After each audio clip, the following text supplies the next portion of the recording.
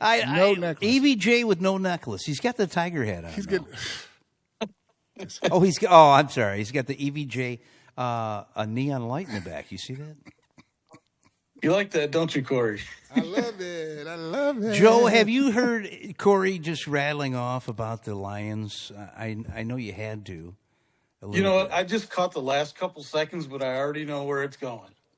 Hey, dude. Hey, Corey. Lions are going to win the Super Bowl this year. I know. I know. Well, Joe, to bring you up to date, we were talking about. I feel like the Lions will fare better this year if they don't have the injuries that they had last year. And then they just signed Zach Cunningham, a linebacker who has fared pretty well in the NFL. I think he'll be a nice fit in the linebacking scheme for the Lions. And I just feel like, I think we were talking about this, Joe, that even though you got two new coordinators, I don't think you're going to see the same old Ben Johnson trick plays and all that other stuff. I think they're going to come at you, and they may catch people by surprise in the way they do things, both offensively and defensively. What are your thoughts? Well, you know what, Scott? I do think you're going to see a completely different kind of a ball game this year. I think Sure. I think that's standard with any major shakeup, especially with coaching. I can't imagine we're going to see the same type of schemes that we saw last year. Going for it on fourth down every time we had a fourth down. I'm not sure who was behind the thought pattern there, but I think Dan Campbell had to buy off on it. But Ben Johnson always seemed to have something up his sleeve for those fourth downs, So it's going to be interesting to see how it goes this year. I think there's definitely going to be an adjustment period with the players getting used to the new schemes or the new thought patterns behind the strategies and going out on fourth down or whatever it may be. I don't see the Lions winning 15 games this year. But you never know. I don't think there's any question that the Lions demonstrate even though they were decimated by injuries, they still were able to put a solid product on the field every week. Until they had to play a good team in Washington, and they were decimated at the position that they needed to have solid in order to contain that quarterback. And that was, I still think the key injury for the Lions, aside from Hutchinson, was Alim McNeil. I think that was the key injury for the season. Anzalone has always been tough. He's been a good player, but he's not a standout linebacker, across the league.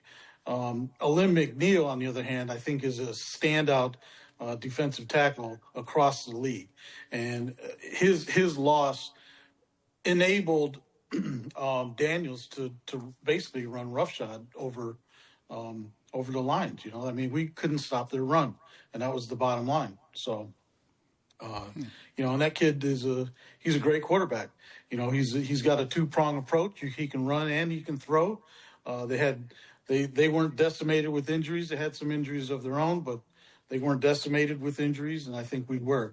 And I think that if we don't have the volume of injuries that we had last year, I think we can put a better product on the field at the end of the season. And maybe come out on top. I think Corey's going to agree, maybe laugh at this, but the bottom line is Jared Goff has not proven himself in the playoffs, or in big games. And that, that remains to be seen if he can, get over that hurdle of being a professional championship caliber, athlete. It's just the bottom line. He's got very good skills. He's an intelligent quarterback. He's grown a lot since he's been with the Lions after leaving the Rams. He's one dimensional. He does not have the running game that some of these other younger guys have, Mahomes and Daniels. And that kid, the one that Corey loves, what's his name, Williams? Yeah. Who may or may not become good with his new team.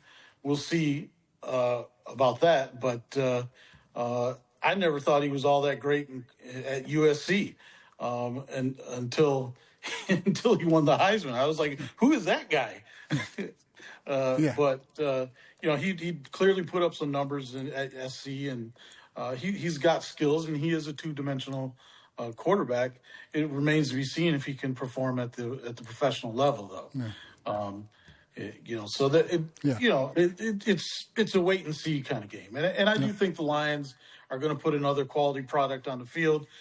They've solidified their defense. I think that their draft pick of the defensive tackle was an important thing to get, given that Alim McNeil is probably not even going to be ready until the middle of the season. Sure. To play at a high level. Hutchinson seems ready to return.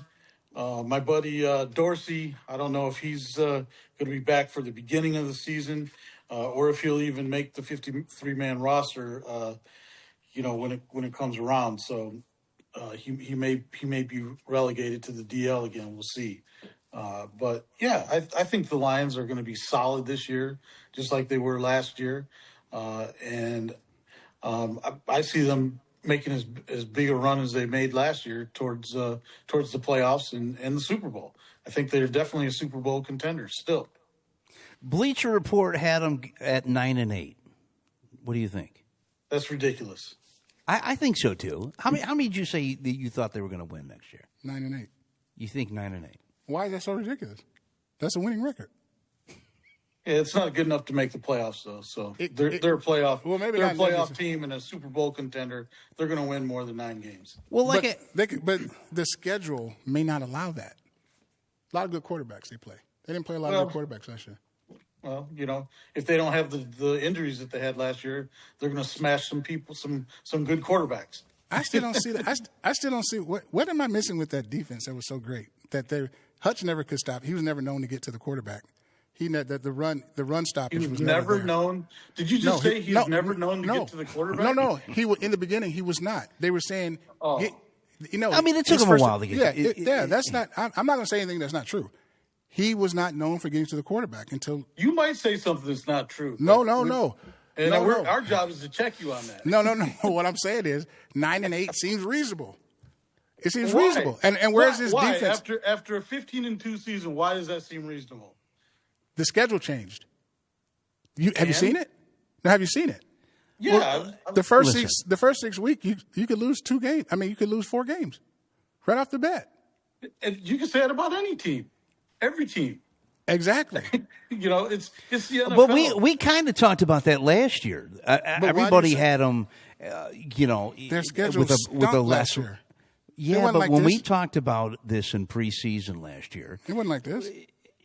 You and Tony didn't seem all too high on him. I don't never seem high on him. Well, I get it, but I'm just saying. But they still put up 15 wins.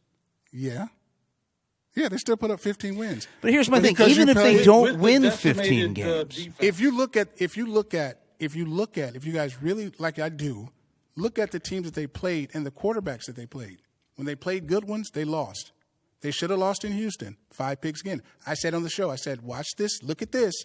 He's going to do this again. They should have lost that one. You should have lost to the Rams by 1 or something. They have no team. Stafford almost beat you by itself. Tampa beat you with no team. When they got to play good quarterbacks, they played Baltimore, they played Josh. They lost. They lost to good teams. They lost to teams with good quarterbacks. The beginning of their roster is filled with that. Lamar, Joe Cool. You got to answer for those 2 receivers in Cincinnati? These quarterbacks that they're playing in the beginning are tough. That's all I'm saying. 9-8, 10-7 might not be that might be what it is. Everybody's upgraded. The Lions aren't the only ones that upgraded.